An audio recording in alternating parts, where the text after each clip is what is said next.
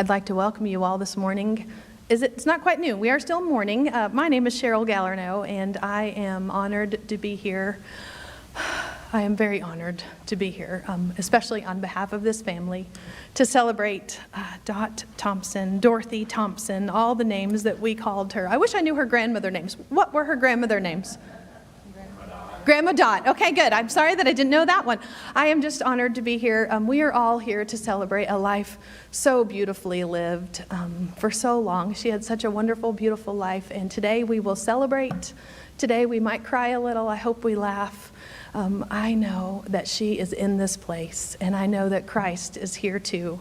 And she would be so honored to see you all here today to remember her and to celebrate this beautiful family. I want to thank you all for allowing 3 women, that doesn't go unnoted, to be here to lead this service. She set this in place. This is her service today, and we are here to honor her wishes. Will you all pray with me? God, you are a great and wonderful and loving God, and we are so honored to just be here in your presence, to invite you into this place, to fill our hearts with pride and with love and with joy, Lord, and with remembrance. Allow us to laugh today. Allow us to cry. Allow us to be ourselves.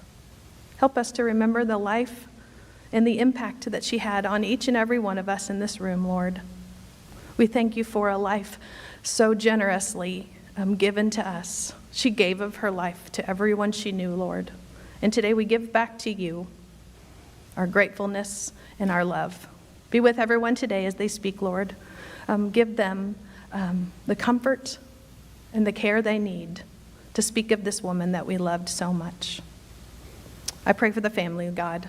Just be with them as they move forward without such an important person in their lives. The empty seat at the table, God, will never go away. But maybe that seat will be filled with joy and love and grace. For it is in your most holy name that I pray today. Amen.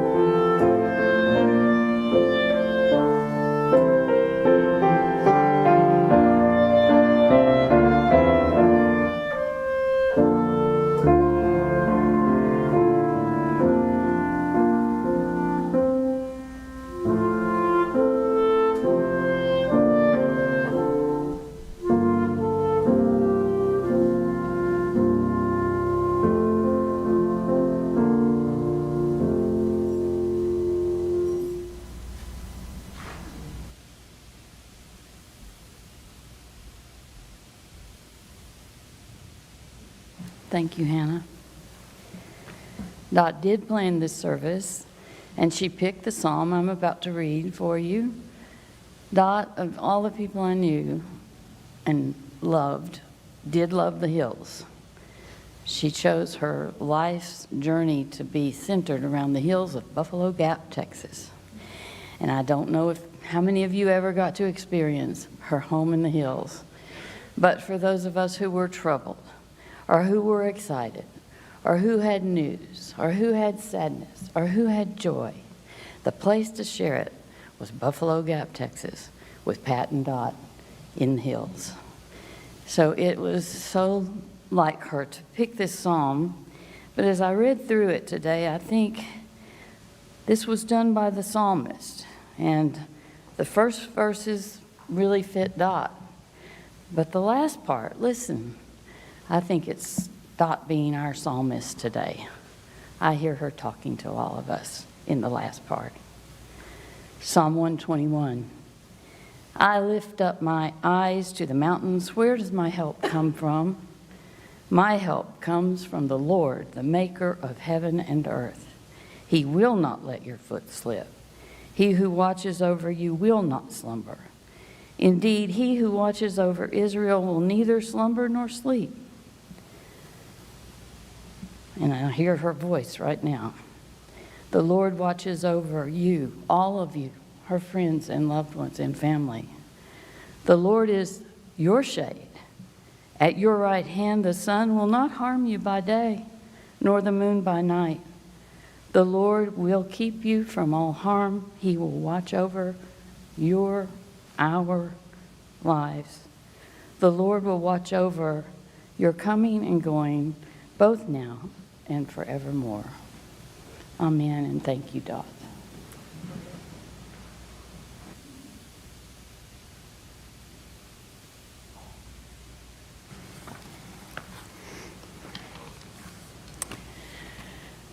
It's a rare gift to cross the path of a true trailblazer, one who's called into the unknown with no map, no guide. Such courageous people, as some have said, make the road by walking. Just such a legacy of fearless trailblazing is the life and legacy of our own dear brother Dot. Dot's calling in life always seemed to put her on the path just a bit ahead of the rest of us, transforming the unknown into the known, making the seemingly impossible possible. As a young mother with a growing family in the late 50s and 60s, she accepted one volunteer role after another here at Second Baptist. From serving as WMU president to organizing and managing the church's first Mother's Day Out and editing the weekly newsletter. Soon she was hired by the growing church to oversee its expanding education programs and manage the office and organize the church's first singles ministry, which grew into a national model. Such leadership roles were new to women at the time, somewhat unknown territory. Yet Dot made the road by walking it with authority, with grace, and with skill. In her role as staff educator at the church, she led in teacher training and even publishing curriculum, orchestrating community-acclaimed conferences, always with an eye toward shedding light on the path ahead for others. As a single mom raising her 4 children, she helped to reshape the model of the career woman as a leader in the church and in the community by her own strong and capable example, demonstrating that women could be wise and powerful and visionary in their own right. She encouraged other women and men to assume leadership roles in the church and in their own careers and in the community, always offering wisdom and insight that reflected her own spiritual depth and moral compass. It's no wonder that this church, in turn, recognized her calling as a truly lifelong commitment to faith leadership, making her Second Baptist first woman ordained to the gospel ministry in 1982. And as a result, Dot also became the first woman west of Fort Worth to be so ordained by a Baptist church. Second Baptist's commitment to recognizing the leadership gifts in all people, especially women, certainly played a significant role in Dot's own journey, and Dot's faithful example inspired many more women to follow in her footsteps, to seek ordination from this church. This decision was undoubtedly a trailblazing accomplishment, as few Baptist churches in Texas have yet, even 40 years later, to take this step in recognizing the authentic spiritual call and leadership giftedness of women serving as ordained pastors of the church. By the mid-'80s, and partially as a result of her pastoral duties in visiting the sick in local hospitals, Dot sought training as a chaplain at Covenant Hospital and took a position on their chaplaincy staff, especially serving those women who were battling breast cancer.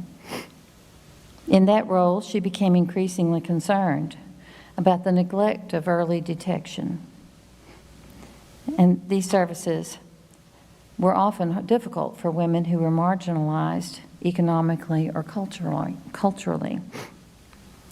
Her own diagnosis of breast cancer and her increased awareness of the need for early detection led to her developing a new program of screening and follow-up care for underserved women in the Abilene area, and later in Lubbock as well, through the YWCA.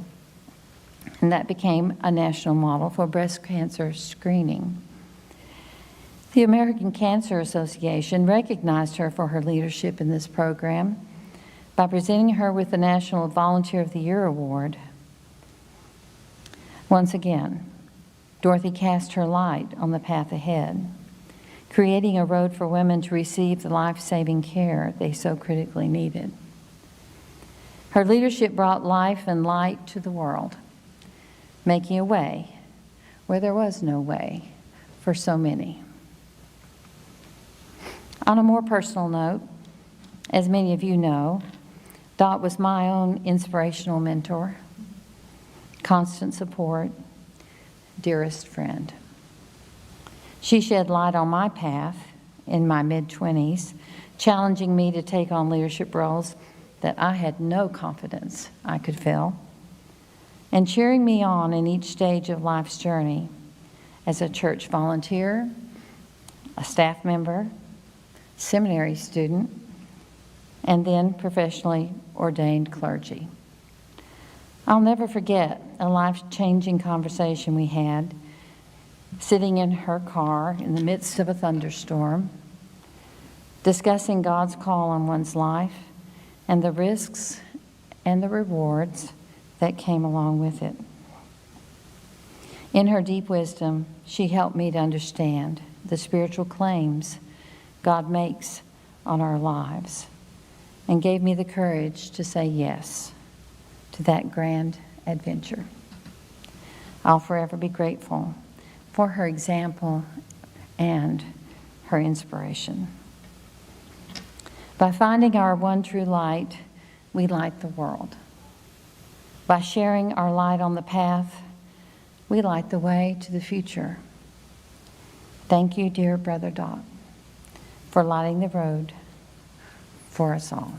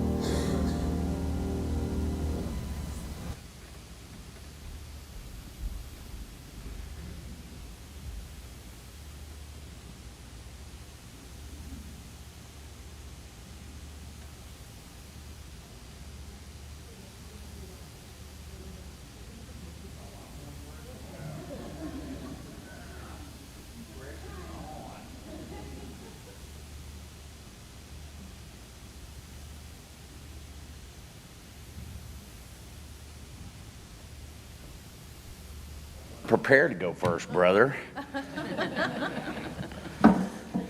You know, when Mom got home and was on hospice, I started writing down stuff. Just kept writing down other things and get up at 2 or 3 in the morning and write down more stuff. And pretty soon I was like, I did that for, I don't know, 3 or 4 weeks. Finally, I just said, forget it. I'm gonna do like I always do with my mom. I'm just gonna wing it. So anyway, but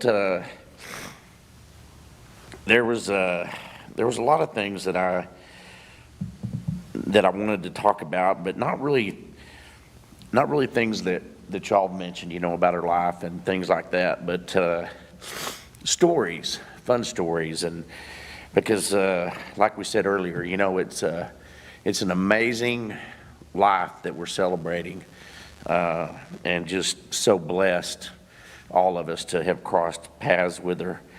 And so, you know, I just wanted to share a few stories, you know, about some things that happened. But what a soulful matriarch our mother was. You know, you try to put it into words, and none of them really can, you know, do it any justice, you know. And but you try, you know. And I think for me, when I started thinking about celebrating my mom's life, I was like, well, you know, I wasn't cognitive of it, but I probably started doing it from day one when I was born. Just didn't realize it, you know. And just everything that I did, everything that I was a part of when we were together was just a blast. You know, little things that you don't think about until, you know, stuff like this comes up. The other day we were laughing. I was laying in bed and I put my hand over on Lisa's shoulder, you know, and she just kind of squeezed my hand, and my left hand was on her right shoulder, and it just, for some reason, it felt so familiar to me, you know. And Lisa and my mom were talking about it, I don't know, a few days later, and Mom said, well, that's what you did when you were sitting in the car next to me. Actually, she was sitting there, I was standing as a 3 or 4 year old. We didn't use seatbelts in the 60s, you know. Mom was my seatbelt, you know. And so I just put my left hand right there on her right shoulder, and it was pretty cool. But you don't realize that until, you know, little things like that come up. But yeah, you know, Mom was she was my seatbelt, you know, figuratively speaking, and then, you know, in the most realistic way, you know, just protecting me, you know, my whole life. Mark Twain once wrote, "The 2 most special days in a person's life is when they are born and when they find out the true reason why. Well, Mark Twain didn't really get to hang out and meet Mom, and Mom didn't get to hang out and meet him. They never crossed paths. But I can tell you one thing, it wasn't just one reason why. Mom had several reasons. She wore quite a few hats, over time. But I thought that was pretty profound when I was reading it one morning when I was just sitting there watching Mom, and we were, just relaxing, and it came to me that there was a lot of things in Mom's life that just kind of flowed naturally. There were needs that needed to be met. We didn't have a child development center. We didn't have children's ministry, and Mom was like, hey, we need that. So she just kind of started messing with it. Next thing you know, we had a pretty cool daycare that my two older sons were a part of for years. But it just kind of flowed into that. There was a need. Then, she became single. Well, we don't have a singles ministry. So let's start a singles ministry, which, by the way, ended up not being so single for a few people. Are the Abrahams here as well? Where are they at? Yeah, there you are. Yeah. Going through all those pictures, Stephanie and Paul and Ken and Renee and several other people. It's just interesting to see all that. Well, Mom was a connector that way, but it was a natural flow. And I don't know, y'all can chime in and help me too on this real quick, but y'all had get-togethers over at Mom's house, right? Yeah, a little fellowship or whatever, and that's where y'all the singles got to know each other, and which brings me to another quick story. Growing up, our great-grandparents were staunch Baptist, First Baptist, and then our grandparents the same way. Wine wasn't allowed in the house. You kind of had to keep that stuff hidden. And for a long time, it wasn't even allowed. But anyway, make a long story short, somebody got the idea to make some kind of a little laundry basket or something, wasn't it, Jerry? Yeah, a linen basket, and it had a rope, and it was an old milk carton, right, Susan? And it was on wheels, and it had a little lid on it, but it had clothes hanging out. So, like when it was in the closet, it looked like, your laundry. But when you opened it up, it was not an empty milk carton. It had bottles of wine and whatever else. I'll never forget one time my older sons, they went over to Grandma Dot's house and they opened up the cabinet, and by golly, there wasn't just whiskey in there, it was Wild Turkey 101. But those were the fun things though that happened, Little things just kind of flowed into one other thing, and the next thing you know, Mom had a little laundry basket that ended up being a liquor cabinet. It just happened. And of course, over the years, our grandmother slowly got used to that, and she would open up the refrigerator on Thanksgiving Day, and she'd see a little box of wine in there, and she wouldn't say anything, but everything was within moderation. But anyway, that was just, some things that just flowed. Mom was small in stature. She was 5'5", and shrinking. We all do that. And but she was tough and very protective and very physical when the time came. Story being, and Mr. Abraham will remember this, him and his son Kyle decided one day they were going to play a practical joke on my mom, and they put masks on. They went over to her house and rang the doorbell, and she came to the door, and Kyle tried to get in the house, and he didn't make it. And he was a lot bigger than our mom, but Mom made darn sure that whoever that was underneath that mask wasn't coming in the house. And I don't know how many months or how long was it after that, Ken, that y'all finally got the guts enough to tell Mom? It's been a while, yeah. But anyway, just fun little cute stories like that. Stephanie talked about blazing trails, becoming a chaplain, and things like that. Those were good. But everything that she did, she was humbled. You know, she was just a humble person. You know, even the breast cancer awareness stuff, you know, she just was very humble and all that stuff. And I got a hold of a few ladies that I visited with over the last month. All of them were around New York, and they were all involved with Avon. And one of them came down, and they were doing a little documentary, and they were in Buffalo Gap, and this they were filming, you know, like the post office in Buffalo Gap, and where Mom was working on the computer at her house and stuff. And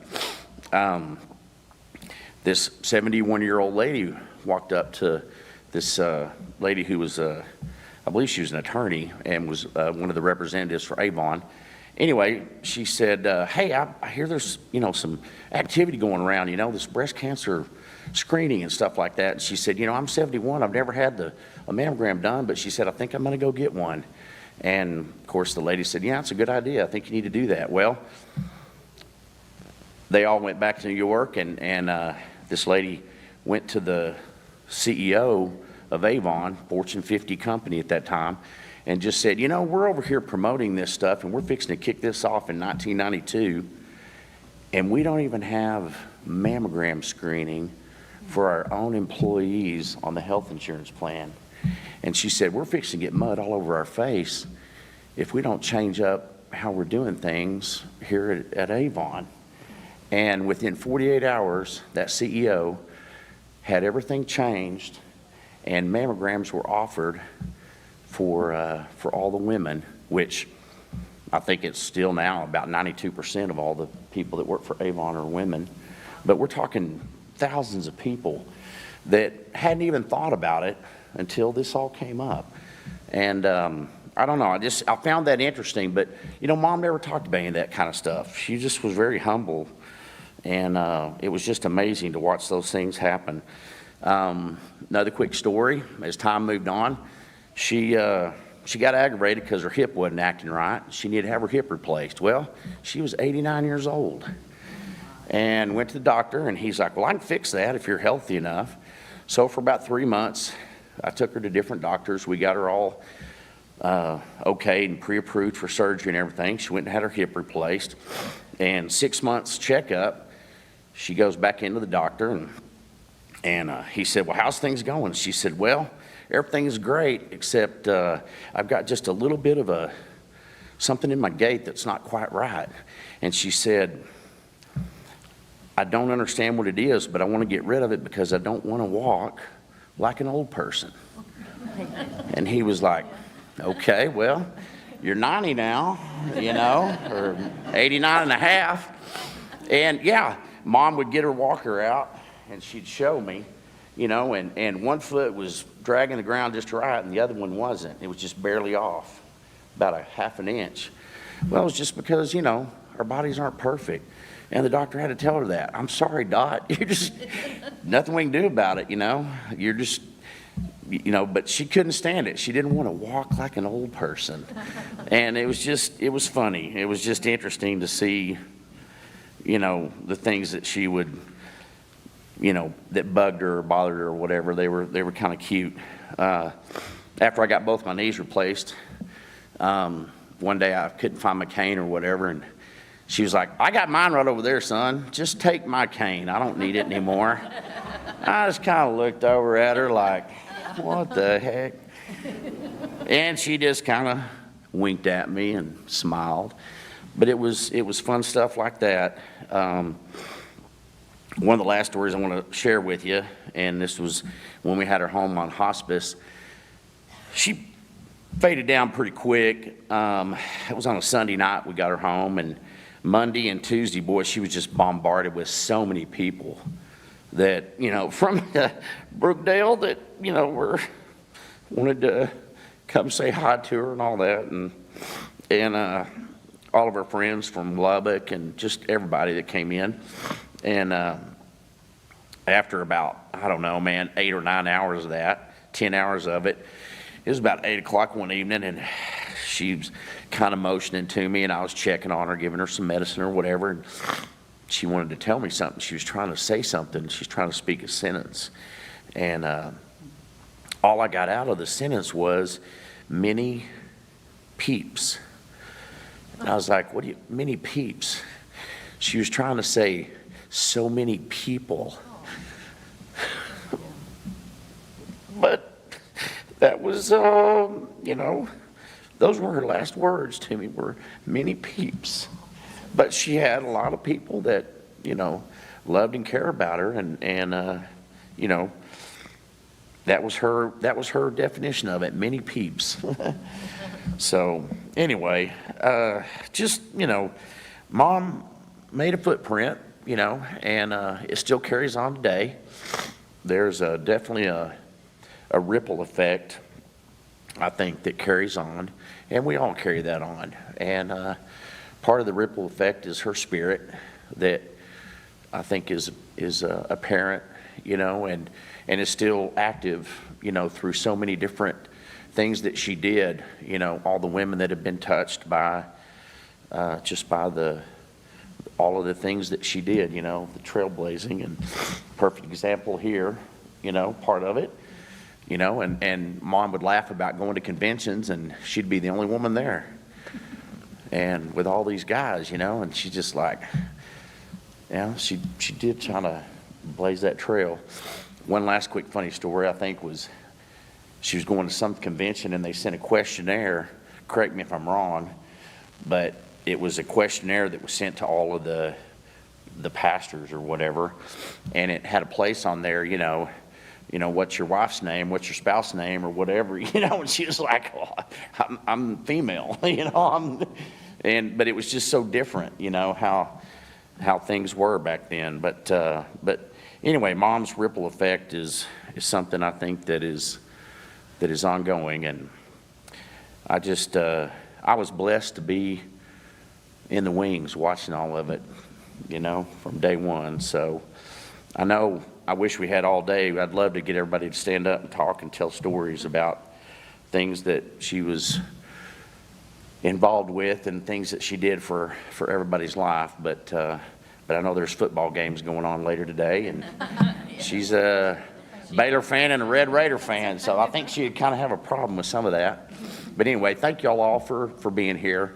The fact that your presence here means a whole lot to our family. It's good medicine for us, and I can't say that enough. And what a beautiful job Bethany did playing the violin. Where's Bethany? She may have left. Okay. Yeah, Mom was a violin player for Lubbock High. I think was a charter member for Lubbock Symphony, because they didn't even have a symphony orchestra. But she loved that, I'm sure. And what a great job Hannah did. So yeah. But anyway, thank you all, and just appreciate you being here, and God bless. Thank you, David. Thank you.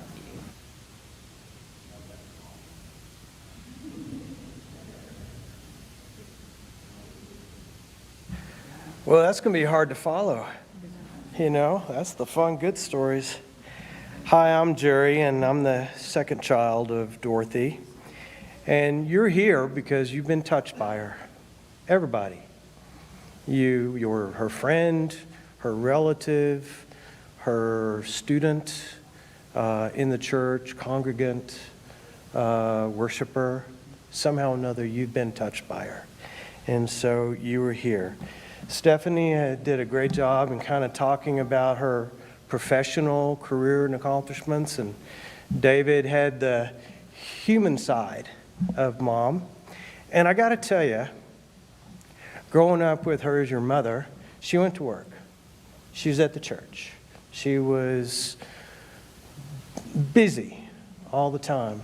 And we, the kids, were busy all the time. And we grew up. And she moves to Abilene, and she has a job.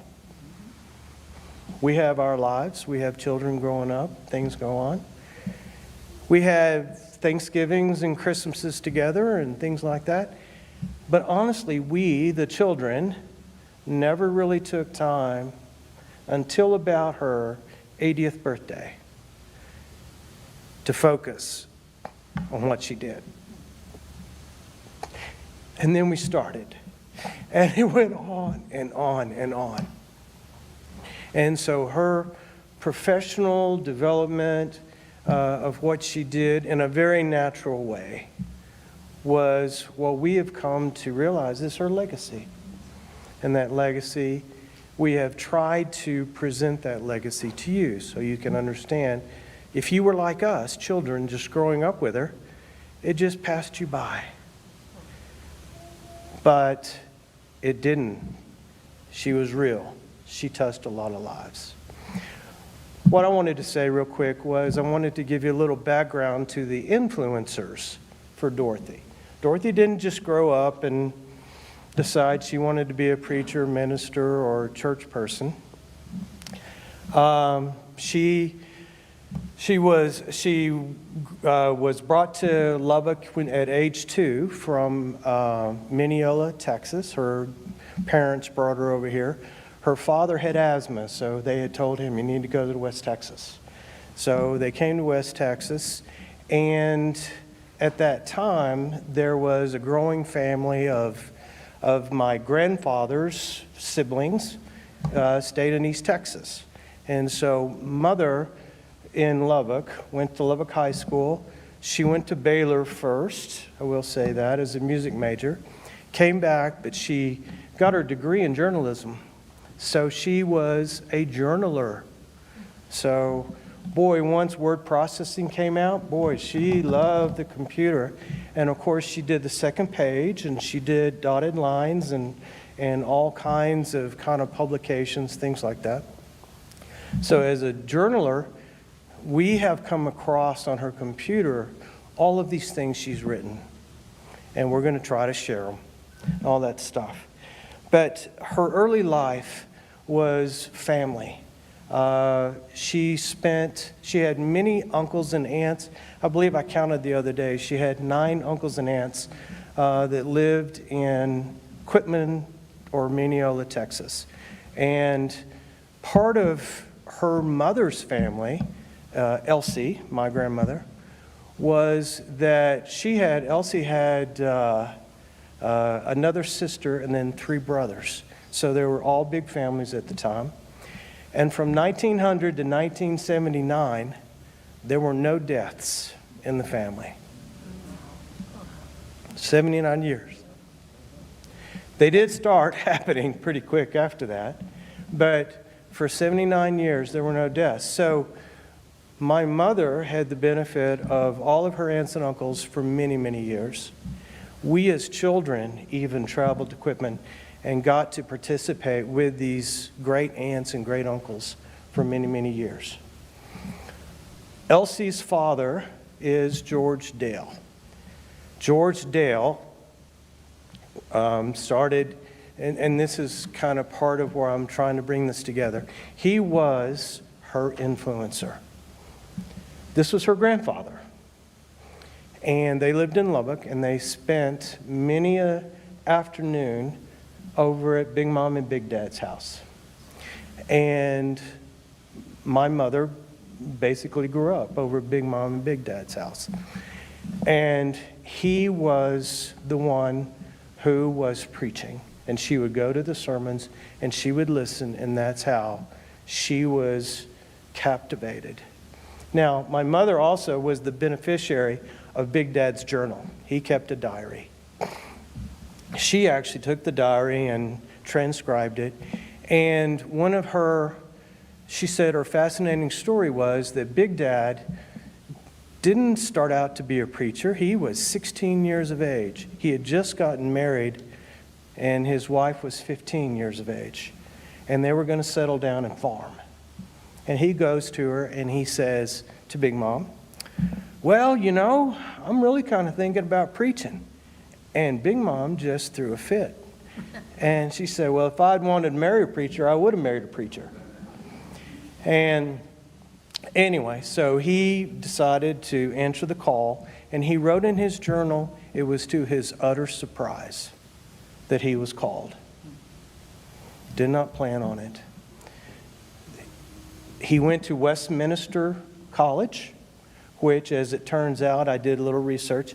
Westminster was folded into Baylor University many years. So we actually have 5 generations that we attended Baylor or a Baylor affiliate, which made perfect fun when Baylor plays tech, you know, basketball, football, whatever. But anyway, the part that Mother picked up on during that time was her spirituality and service. And that's what you see around you. The pictures, her friends, her ministries. They came natural. David, that was a wonderful thing you said about how it just kind of came into place. But I'll tell you what, she trusted in the Lord to find her path. And look what a legacy she has. Look what a legacy. She found her path. She was, and for anybody who worked with her and worshiped with her or were in on her committees or whatever, I think you would realize she didn't lead from the front of the room. She did not lead. She was an encourager. She was a planner. She was a preparer. She was an organizer. She executed, and that's how she ended up accomplishing what she accomplished. But, and even in Mom's journals, when she was questioning whether she wanted to be ordained, she writes, utter surprise. It was never her plan, but it happened. So Big Dad was the influencer for my mother and for that Christian life and where it took her. And in closing arguments, to just show what a planner she was.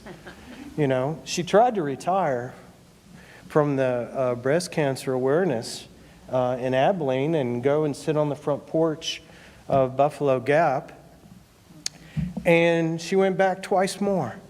Every time the interim, some director or something would quit or something falling out, and they'd call Mom up. Hey, can you just come and help and kind of bring us, you know, it's interim. It's an interim thing.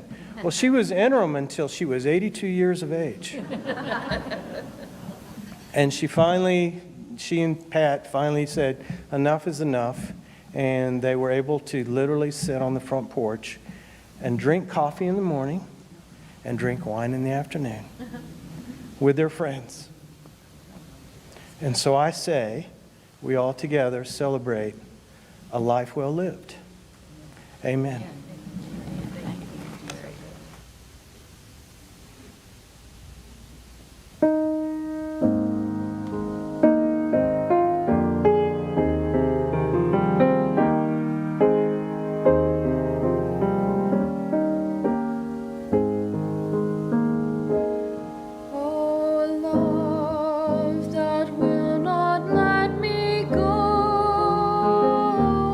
I rest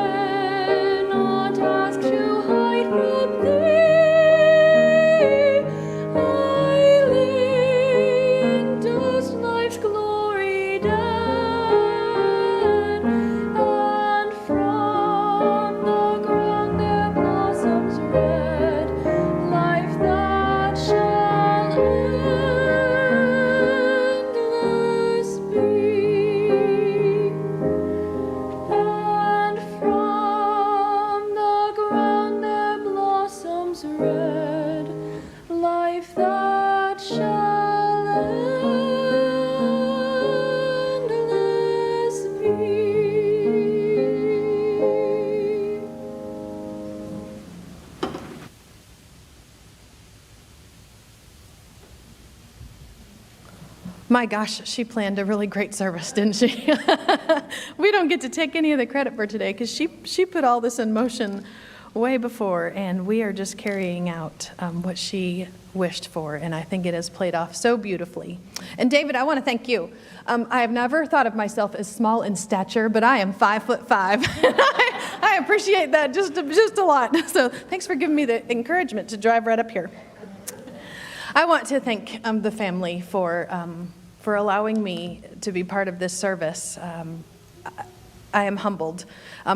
I would like for it to be known that Dot was y'all's mentor and Stephanie was my mentor. And here we are. See how her legacy just keeps on going. And so I'm so grateful to be part of this service. It has been beautiful. And I'm so grateful that you all have shared her memoirs, her diary entries with us, with me.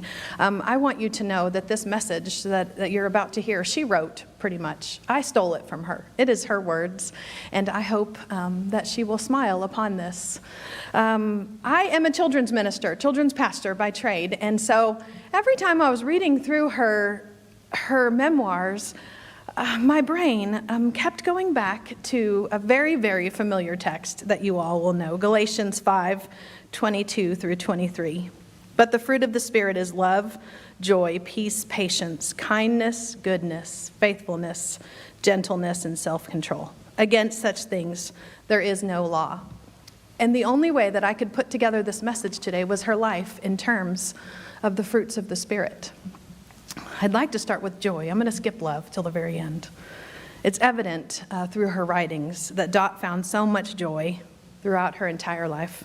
You've all talked about music. She wrote this service. Every song was planned by Dot. She played the violin, and like we said, at the young age of 14, she was a charter member of the Lubbock Symphony Orchestra. I think that is amazing. 14 years old, and she was already called to do that.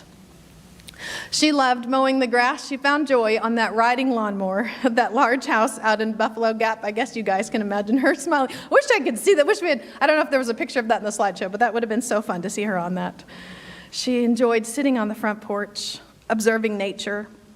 It was a happy pastime for her.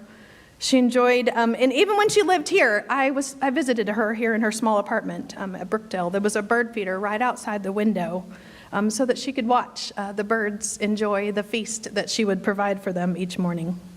We've talked about that she was a sports fan, having attended Baylor University and then graduating from Texas Tech. She was passionate about both teams, and I can relate to the house divided. I have 3 sons who have gone to 3 different schools, so I know I can relate to how she felt when those games and those teams would compete. She was also a huge supporter of USA Olympics, and she and Pat, they would study the athletes, more so than you and I. They would study and get into their lives, and then they would watch every night and cheer on their favorites. And this is, I think, my favorite part about the joy. One of her favorite TV shows was The Golden Girls. And I found a few quotes that I thought maybe would make her smile today from the show. Sophia once said, "Why do blessings wear disguises? If I were a blessing, I'd run around naked." And Dorothy, fitting for today, said, "She's really a very sweet woman. She just doesn't like to show it." I am a huge Friends fan, and I thought about this as I was reading through it. And someday maybe someone will sit around saying quotes from the Friends show as they're talking about me and the joy that I found in the TV show. John chapter 16, verse 22 says, "Now is your time of grief, but I will see you again, and you will rejoice, and no one will take away your joy." Though we are most certainly grieving today, I encourage us all, and the family especially, to seek joy in remembering all of the wonderful ways that she chose to enjoy life. I think that she would want that for all of us. Peace. I was particularly moved by one special diary entry that Dot wrote in April of 2022. Her beloved Pat was far along in her illness, and Dot was visiting her one day. Pat was quite frail and weak, and she would reach for Dot's hand, and then slightly, she said that she would bend over so that their foreheads would touch, as almost to be hugging. It was such a beautiful and peaceful image to me as I read through it. And at the end of this particular diary entry, Dot's words stuck with me. she said. The thing for which we are most grateful is that she seems contented, at peace, not struggling or fretful. She is kind and cooperative. So her time is in God's hands. The hands of God are mentioned in the Bible, y'all, over 100 times, giving us comfort and peace. And this beautiful image shared with us from Dot reminds me of Isaiah 41:10. So do not fear, for I am with you. Do not be dismayed, for I am your God. I will strengthen you and help you, and I will uphold you with my righteous right hand. Patience. I find it unfortunate that I didn't have the privilege of working beside her and growing up with her as you all did during her lifetime. Though through her stories, I do feel like I've gotten so much closer to her and gotten to know her so much better. And the patience that she demonstrated shows up in many circumstances, I believe, in her life. From working as an intern in the clinical pastoral education program at Covenant. It was called Methodist Hospital when she was there. And at the time, I believe it wasn't clear if women were going to be given the same positions as their male counterparts. So she waited patiently. And then doors opened, and she became the oncology chaplain serving women dealing with that horrible diagnosis of breast cancer. She knew there had to be a better way of detection. And patiently, she kept on. To screen these women, she knew it would give them hopes of a greater chance of survival. She never gave up, y'all. Romans 8:25 says, "But if we hope for what we do not see, we wait for it with patience." A few years later, Pat was living in Abilene, and Dot was here in Lubbock, and they were having hopes of being together. And she continued working at the hospital as a chaplain when a glimmer of hope appeared for her. Dot was approached about the position at the YWCA in Abilene, again, to be serving women experiencing breast cancer. She decided to take the position, but I think this is what, and you talked about this, Stephanie, there were no parameters, there were no lines drawn as to how this would go. And she was patient, and she just sat and planned and waited for it to come the way she knew it would. She was eager to move, and she was excited, and she was ready to help other women. So willing to step out on faith, she took on many different roles in her time at the Y in Abilene. She wrote grants in hopes of acquiring resources to better the program.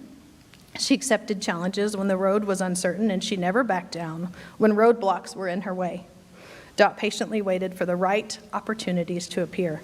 And because of her patience, I believe that she was blessed in many ways, causing what you said, one of you said, a ripple effect, and I thought I have that in my notes. A ripple effect that in turn affected so many other people and so many other women, providing care for people she might not even know now. Her kindness.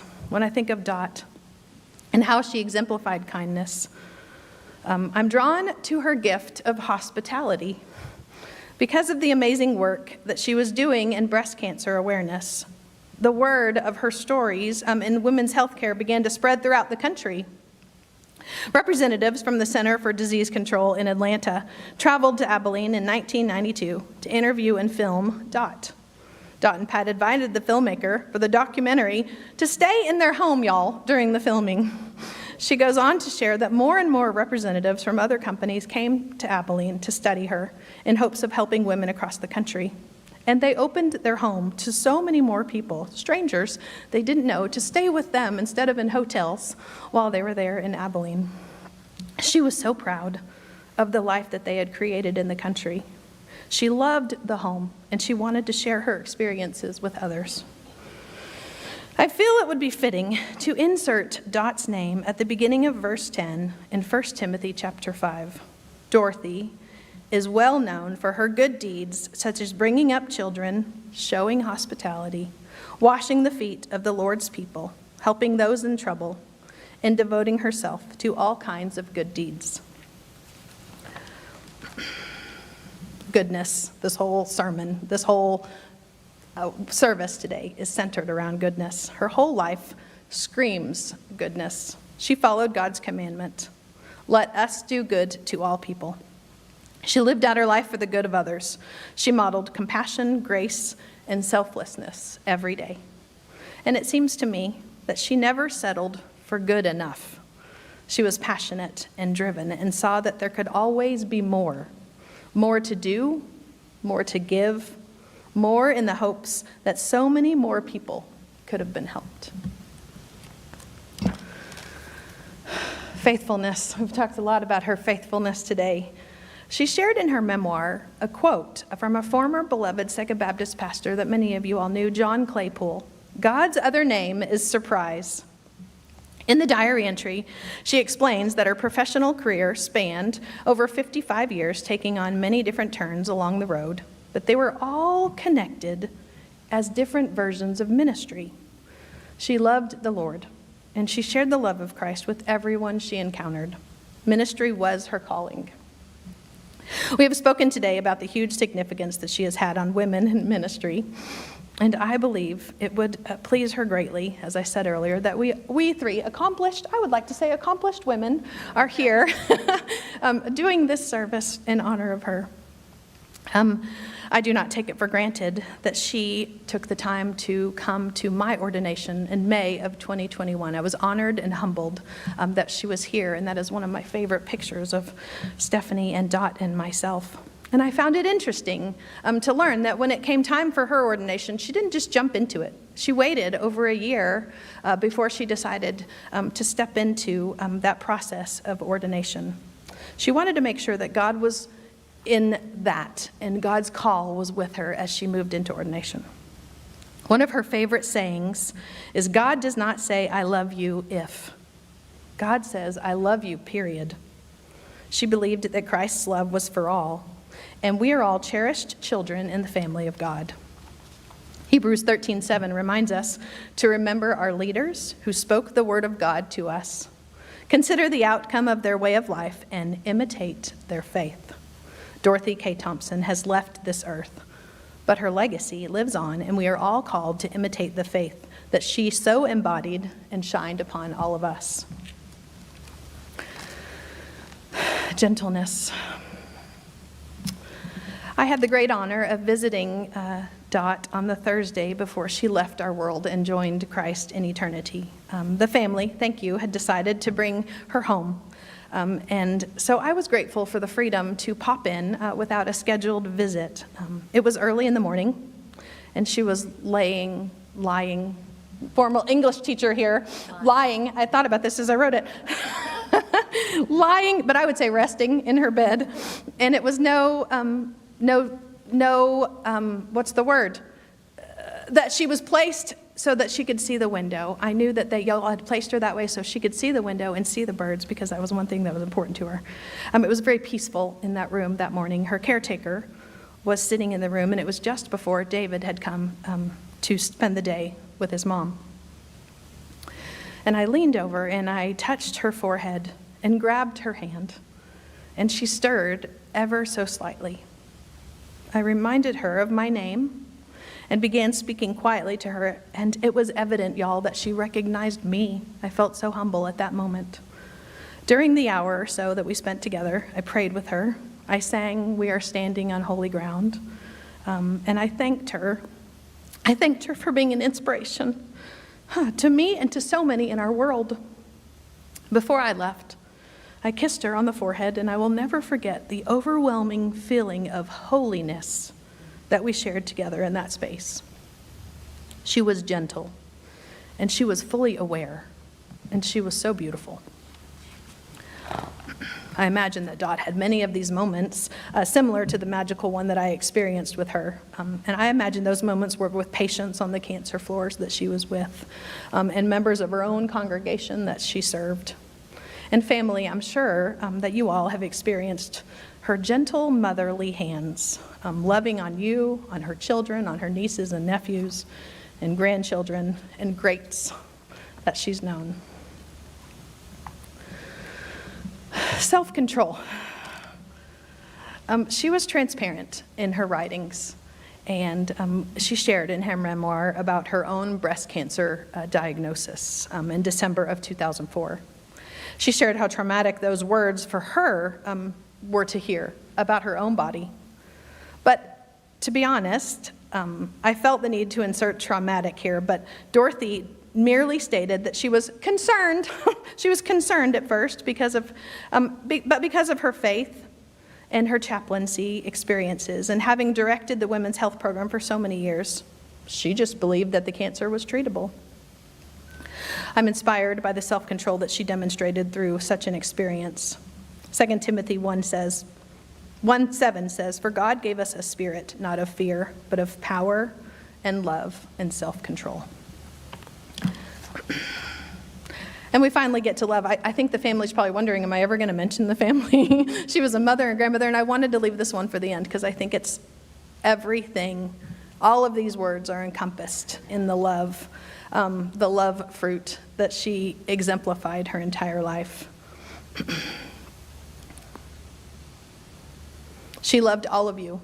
She loved everyone in this room, I know. She loved her family.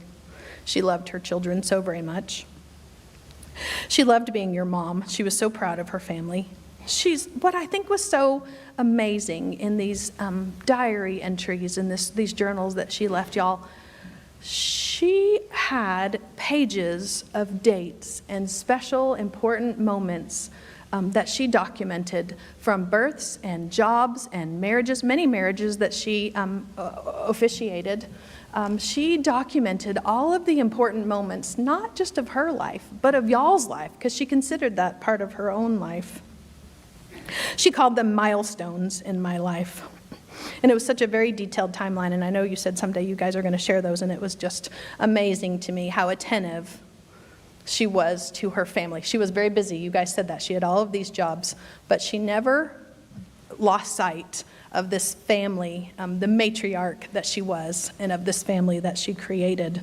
And she celebrated your accomplishments because she loved you all so much. She wasn't selfish with her love. She showed unconditional love to her family, to the patients in their last hours of life, to vulnerable women learning of a terrifying diagnosis, and to complete strangers that she welcomed to her home. And I know she loved her beloved animals too. Words written that were special to Dot are perfect words to demonstrate how she approached life. She wrote, "Lord, grant that I may seek rather than be comforted, to understand than to be understood, to love than to be loved. For it is by forgetting self that one finds, it is by dying that one awakens to eternal life. Amen." I want to thank you all very much for being here today. In just a moment, I'm going to ask you to stand, and we are going to sing her favorite hymn, "Great is Thy Faithfulness." Quinn, are you going to help lead? Thank you so much. If you guys will stand, we are going to sing her song. The insert, I hope you were able to get this as you walked in. We ask you all to follow along with us.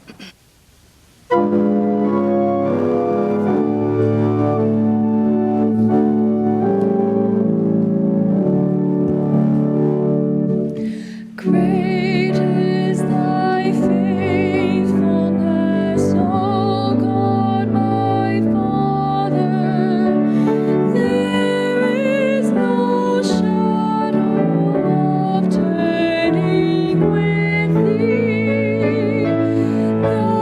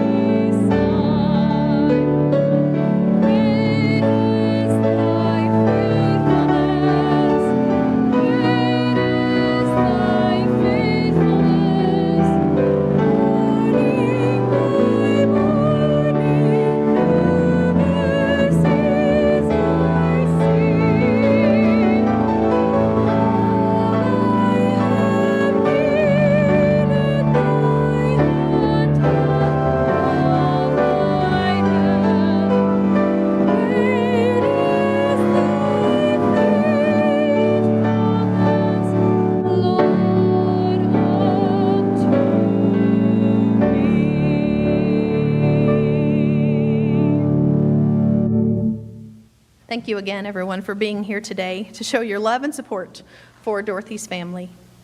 You will have the chance to greet them all right out here in the Grand Hall as soon as our service is over. And as we leave here today, I'd like to share with you one more verse and a short excerpt from one of Dot's favorite writings, The Power of One, from Colossians 3:16. Let the message of Christ dwell among you richly as you teach and admonish one another with all wisdom through psalms, hymns, and songs from the Spirit, singing to God with gratitude in your hearts. And I hope that we all can be inspired by the excerpt from I Know This poem that she thought was special, The Power of One. Never underestimate the power of one day, one conversation, one encounter, and to look for small miracles hidden in the hustle of daily living. Thank you all for being here today. Family, thank you so much. We will escort you out.